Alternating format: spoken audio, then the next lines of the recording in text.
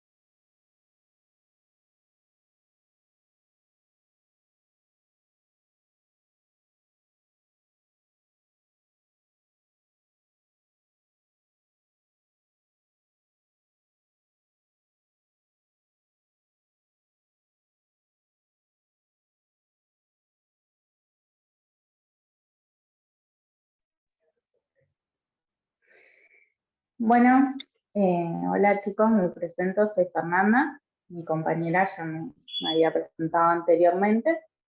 Em, a partir de estos films que hemos visto, podemos plantearnos o empezar a hacernos ciertos cuestionamientos sobre el mismo. Podemos pensar en qué podemos observar a grandes rasgos de estos videos, qué hay en común entre ellos, qué diferencias encontramos. Este video también si nos puede permitir pensar en algunas propuestas que conozcamos sobre estos autores que mencioné anteriormente, NASA, eh, poder pensar a qué nos remite, ¿no? Los siguientes videos. En caso de que haya dificultad o algo quieran rever los mismos, van a encontrarlos en la descripción. Bien.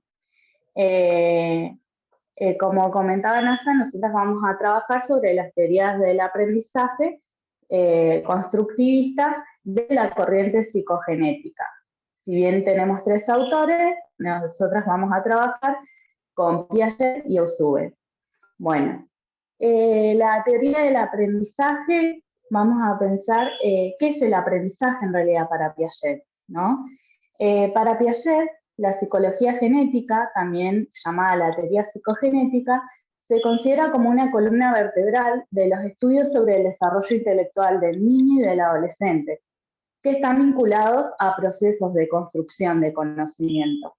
Entonces, Piaget, para poder responder a lo que sería la pregunta del origen del conocimiento, debió recurrir a lo que se llama la epistemología genética, ¿no? Esta teoría explora el camino evolutivo de la construcción del conocimiento, desde el nacimiento hasta acceder a un pensamiento ya adulto, ¿no? Él habla de que el conocimiento es un proceso, no un estado, que el conocimiento siempre está en un continuo devenir. La construcción de cada conocimiento la plantea como que siempre se va a basar en un conocimiento anterior, en un conocimiento previo, y que va a resultar de un refinamiento y una integración del conocimiento que ya se poseía. De este modo, para Piaget, la inteligencia viene a ser a la capacidad de adaptarse a situaciones nuevas. Desde esta perspectiva, habla de dos funciones, dos procesos, ¿no? Fundamentales para que se dé la inteligencia y el conocimiento en sí. La adaptación y la organización. La adaptación es un proceso activo que el sujeto desarrolla ante la búsqueda del equilibrio perdido por la presencia de una situación nueva, ¿no? Una nueva que puede ser perturbadora, atractiva, de esto exploratoria, ¿no? En la cual se debe enfrentar. Esa adaptación se encuentra intermediada por dos subprocesos, que sería la asimilación y la acomodación. La asimilación tiene que ver con este proceso que consiste en incorporar conocimientos nuevos a partir de esquemas de acción o esquemas cognitivos previos, preexistentes en el sujeto. Por otro lado, viene en consecuencia lo que sería la acomodación, que la acomodación consiste en reformular y reajustar los conocimientos previos para integrar en ellos los nuevos. Además, de producir lo que sería la elaboración de nuevos esquemas generados a partir de las nuevas experiencias. El siguiente proceso tiene que ver con la organización. La organización es el otro proceso complementario en la construcción del conocimiento que permite al sujeto poder ordenarse, poder ordenar esos esquemas que acaban de adquirir y aquellos que fueron reformulados o aquellos que son previos, ¿no? Poder estructurar a todos aquellos viejos y nuevos esquemas de conocimiento.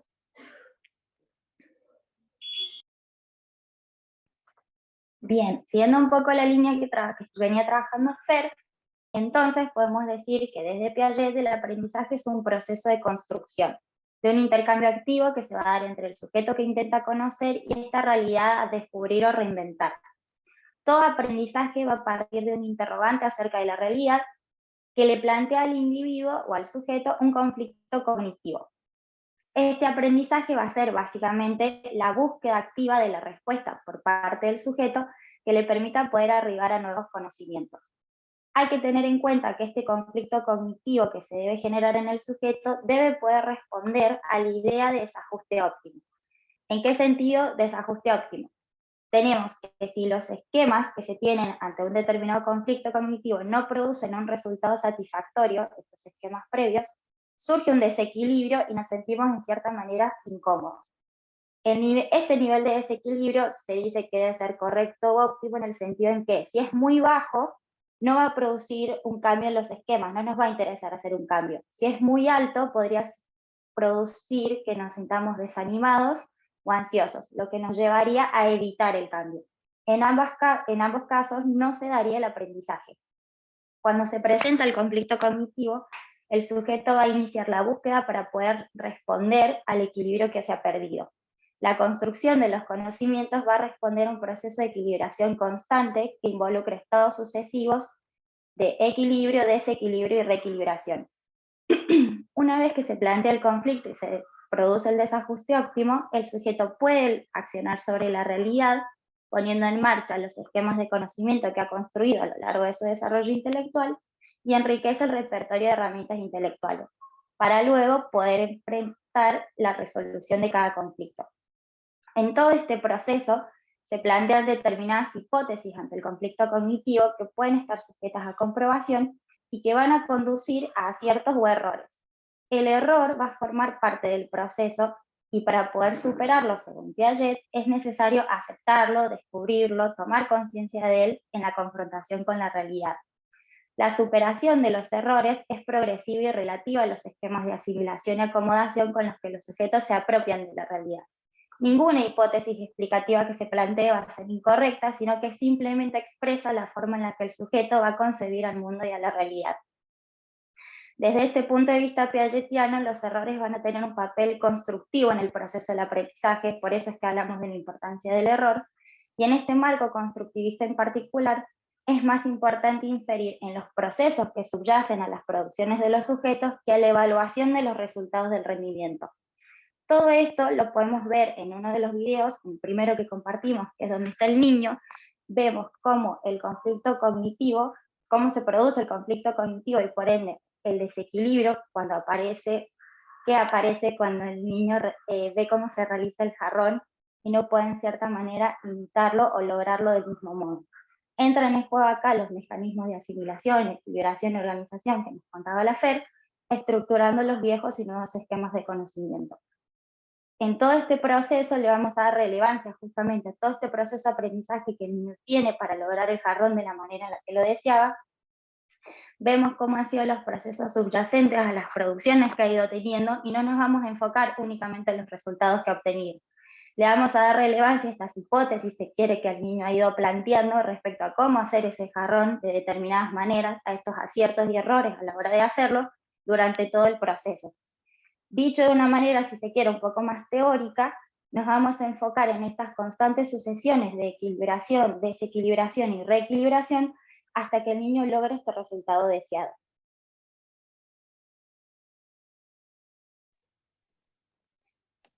Bueno, esto también lo podemos observar en el video de Nemo.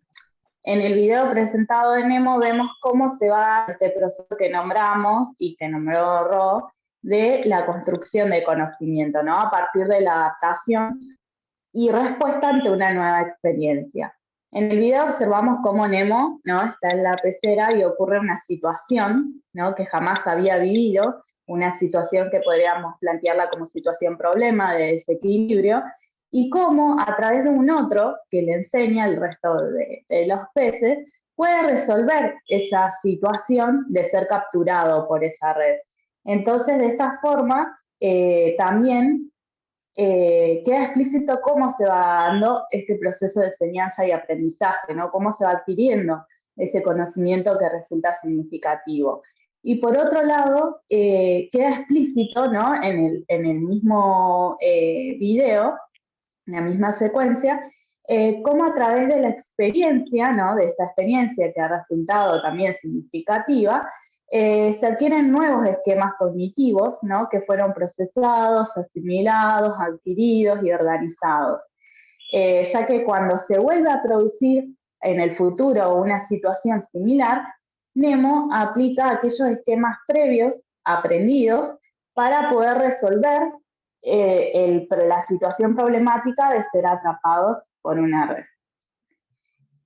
Y ahora ya concluimos y damos paso a David Osube.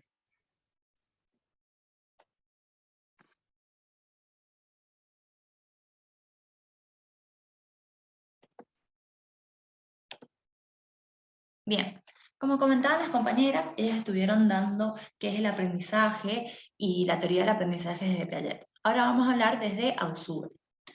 Ausubel, Fer introdujo una palabra muy importante para su teoría, que es significar.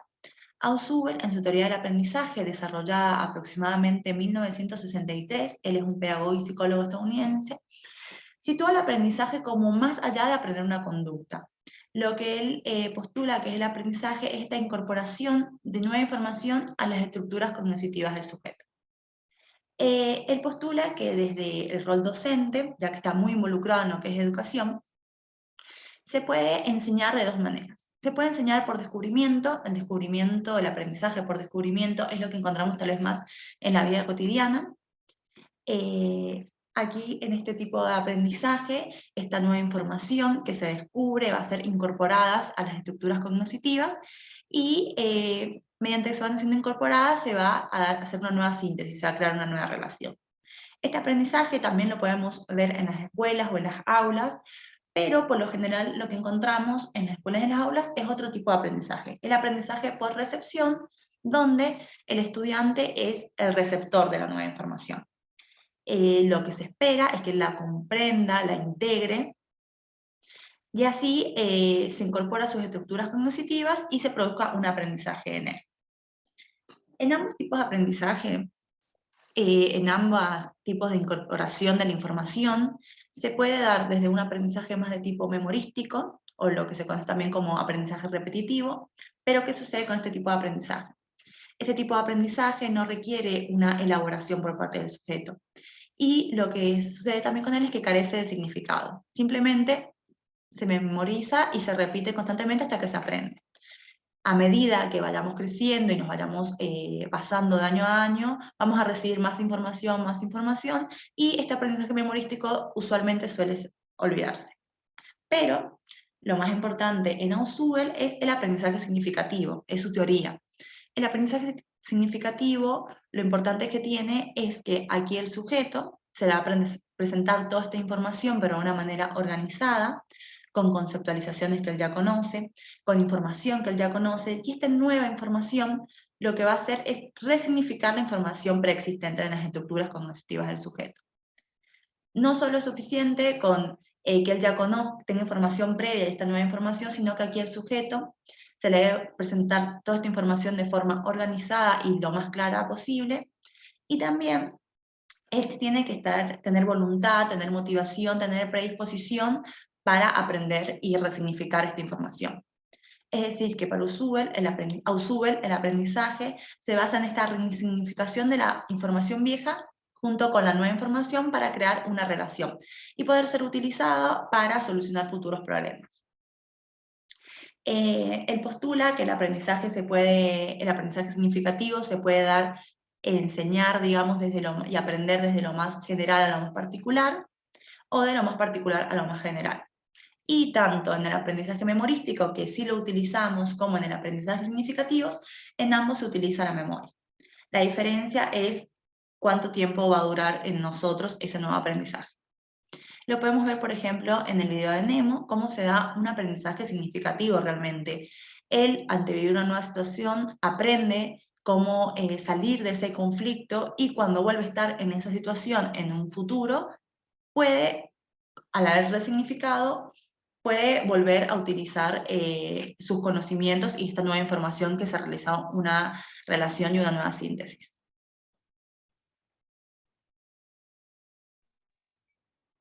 Bien, con eso básicamente a grandes escalas es lo que es el aprendizaje para David Ausubel.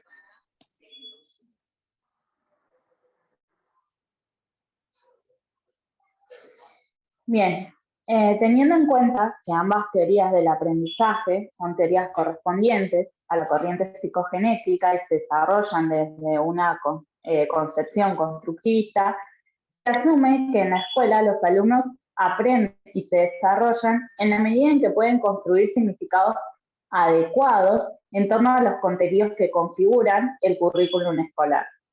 Esta construcción incluye, y es necesaria, la aportación activa del estudiante, su disponibilidad y los conocimientos previos en el marco de una situación interactiva, en la cual el profesor va a actuar como guía o como mediador entre el alumno y la cultura. Y esa mediación depende en gran parte del aprendizaje que se realiza. Este aprendizaje no limita su incidencia entonces en capacidades cognitivas, sino que repercute en todas las capacidades en el desarrollo global del alumno, y es por ello que hablamos de un aprendizaje significativo, verdadero, ¿no?, de calidad. Si bien el concepto de aprendizaje significativo, como dijo mi compañera, fue propuesto originalmente por David Ausubel, este fue influenciado por aspectos cognitivos de la teoría de Piaget y planteó a partir de allí su teoría del aprendizaje significativo por recepción, ¿no?, en la cual afirma que el aprendizaje ocurre cuando el material se presenta en su forma final y se relaciona con los conocimientos anteriores que ha ido adquiriendo el alumno.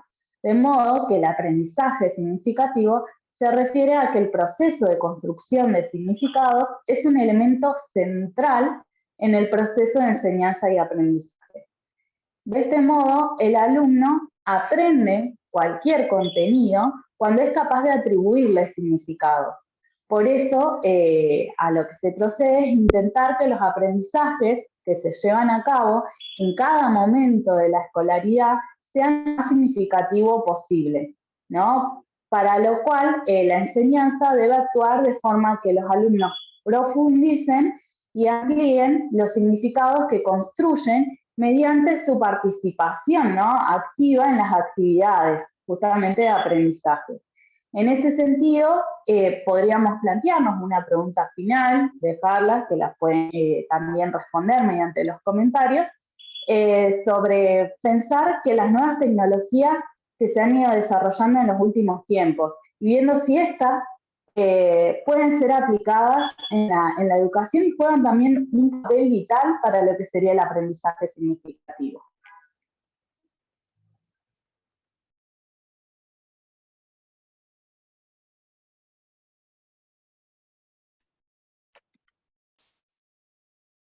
Bueno, con esto concluye este video de teorías del aprendizaje. Bien, ahora como actividad les proponemos que, retomando un poco las preguntas que hizo Fed al principio, una vez habiendo visto los videos y haciendo todo este recorrido teórico, que nos comenten, que dejen en la caja de comentarios qué pensaban sobre estos videos cuando lo vieron en un inicio, sin tener quizás estas teorías, y qué piensan ahora después de poder conocer estos postulados teóricos de los distintos autores que trabajamos hoy. Les vamos a dejar los links de los videos en la descripción y también bibliografía recomendada para ampliar si quieren un poco más el material.